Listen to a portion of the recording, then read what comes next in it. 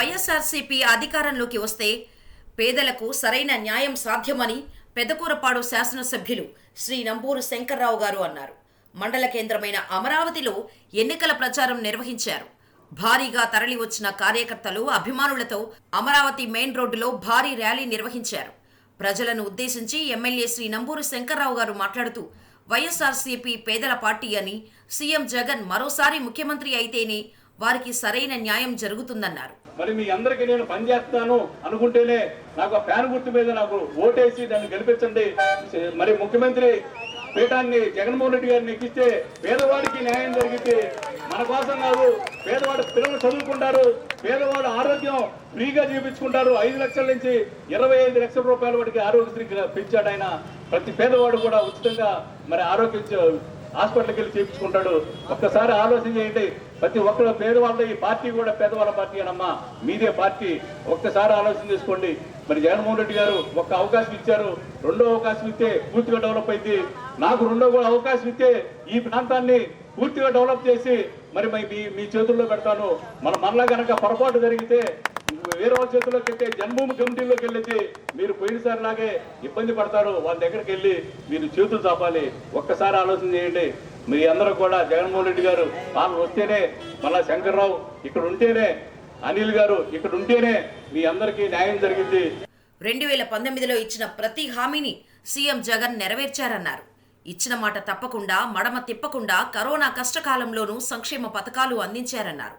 అక్క చెల్లెమ్మలకు ఆసరా కల్పించారన్నారు. అన్నదాతలకు భరోసా ఇచ్చారన్నారు. విద్యార్థులకు నాణ్యమైన విద్య అందిస్తున్నారన్నారు. పాఠశాలలు బాగు చేసి భవిష్యత్తుకు బంగారు పాట వేస్తున్నానన్నారు. తాను కూడా 2019 ఎన్నికల్లో ఇచ్చిన ప్రతి హామీని నెరవేర్చానన్నారు. Amaravati Bellamkonda road, Amaravati Thullur road, Pedamaddur bridge పూర్తి చేస్తున్నామన్నారు. అమరావతిలో 27 కోట్లతో సంక్షేమ పథకాలు అందజేశామని, 23 కోట్లతో అభివృద్ధి పనులు చేశామన్నారు. ఎస్సీలు, ఎస్టీలు, బీసీలు, మైనారిటీలు ఆర్థికంగా బలపడటానికి సంక్షేమ పథకాలు అందించామన్నారు.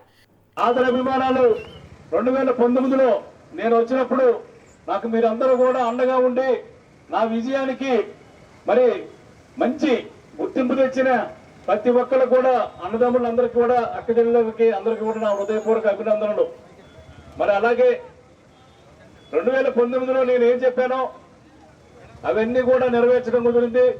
మరి అట్లాగే మన ముఖ్యమంత్రి వర్యులు వైఎస్ జగన్మోహన్ రెడ్డి గారు ఏదైతే చెప్పాడో అది తూచా తప్పకుండా మరి అన్ని సంక్షేమ కార్యక్రమాలు, అభివృద్ధి కార్యక్రమాలు అన్ని చేయడం జరిగింది. మీరందరూ కూడా ఒకటే గమనించండి, ఏదైతే సంక్షేమ కార్యక్రమాలు చెప్పాడో అది ఒక్కటి కూడా ఆకుండా ఎక్కడా కూడా కరోనా పరిస్థితుల్లో కూడా మరి 5 సంవత్సరాలు కూడా మనకి అక్కచెల్లెల అకౌంట్లోకి పంపించి అమౌంట్ డబ్బులు పంపించి మధ్యలో దళారులు ఎవరు లేకుండా, జన్మభూమి కమిటీలు ఎవరు లేకుండా మరి వాళ్ళు డైరెక్ట్ గా అకౌంట్లోకి పంపించి మరి మనందరికీ కూడా ఆర్థికంగా ఎంతో సహాయపడ్డాడు జగన్మోహన్ రెడ్డి గారు. అమరావతిలో ఏం చేశారో చెప్పాలి. మరి ఏమి లేదు చెప్పడానికి, ఫలానా చేసామని చెప్పడానికి ఏమి లేదు. మరి జగన్మోహన్ రెడ్డి గారు ఏదైతే చెప్పాడో సంక్షేమ కార్యక్రమాల ద్వారా మన గ్రామానికి వచ్చి సంక్షేమ కార్యక్రమాలు 27 కోట్ల రూపాయలు మన గ్రామానికి వచ్చినాయి. అభివృద్ధి ద్వారా సుమారు 23 కోట్ల రూపాయలు మన గ్రామానికి వచ్చినాయి. అవి దేనికి వచ్చినాయి కూడా మీకు ఒక నిమిషం చెప్తానమ్మా. మరి అమ్మఒడి ద్వారా ఈ గ్రామంలో అమరావతిలో 5,14 లక్షల రూపాయలు అమ్మఒడి ద్వారా వచ్చినాయి రాలేదా? మరి అట్లాగే రైతు భరోసా ద్వారా 4,53 లక్షల రూపాయలు వచ్చినాయి. మరి పెన్షన్లు హైయెస్ట్ ఈ నియోజకవర్గం మొత్తం మీద కూడా ఎక్కువ వచ్చింది. 17 కోట్ల రూపాయలు ఈ గ్రామానికి రావడం జరిగింది. 17 కోట్ల రూపాయలు. మరి ప్రజలు విజ్ఞతతో ఆలోచించి మంచి చేసిన వారికి ఓటు వేసి గెలిపించాలని కోరారు. గత 5 ఏళ్లుగా నియోజకవర్గాన్ని అభివృద్ధి పదంలో నడిపించాలని, మరోసారి అవకాశం ఇస్తే రాష్ట్రానికి రోల్ మోడల్గా మార్చి మీ చేతుల్లో పెడతానని చెప్పారు. తాను చేసిన మంచిని చూసి తనకు అండగా నిలవాలని కోరారు. పొరపాటున చంద్రబాబుకి ఓటు వేస్తే మళ్లీ జన్మభూమి కమిటీల అరాచకాలు మొదలవుతాయన్నారు. మనం ఇప్పుడు నిర్మిస్తున్న అమరావతి బెల్లంకొండ రోడ్డు, మదయదూరు బ్రిడ్జి మళ్లీ కడతానని చంద్రబాబు చెప్పడం హాస్యాస్పదంగా ఉందన్నారు. పూటకో మాటతో ప్రజలను మభ్యపెడుతున్న చంద్రబాబు పాలన మనకు అవసరమా అని ప్రశ్నించారు. సంక్షేమ పాలన కావాలంటే ఒక ఓటు తనకు, మరో ఓటు ఎంపీ అభ్యర్థి అనిల్ కుమార్ యాదవ్ గారికి ఫ్యాన్ గుర్తుపై వేసి గెలిపించాలని కోరారు.